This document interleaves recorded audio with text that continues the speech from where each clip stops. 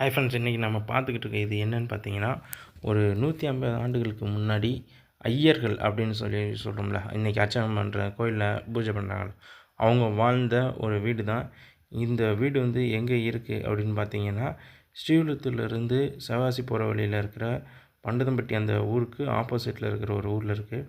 இங்கே வந்து பார்த்திங்கன்னா ஒரு சமையல் ரூமு, அதுக்கப்புறம் உள்ள ஒரு பெட்ரூம், இந்த இது மட்டும்தான் இந்த இடத்துல இருக்குது. அதேமாதிரி இதில் இதே மாதிரி மாடியில் ஒரு இது இருக்குது.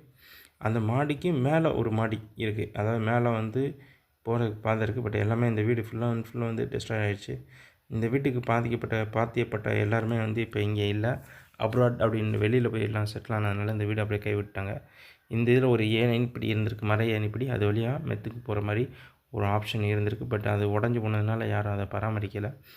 அதே மாதிரி இது ஃபுல் அண்ட் ஃபுல் வந்து சுண்ணாம்பு கல்லாலும் சுட்ட செங்கல்லாலும் வந்து கட்டினதுனால இன்றைக்கி வரைக்கும் இருக்குது. இது வீட்டோட பின்பகுதி. இதில் வந்து மாடு கட்டுறதுக்கும் குதிரை கட்டுறதுக்கும் வந்து முந்தி ஒரு பெரிய கொட்டகை மாதிரி ஒரு அமைப்பு இருந்ததாக சொல்கிறாங்க.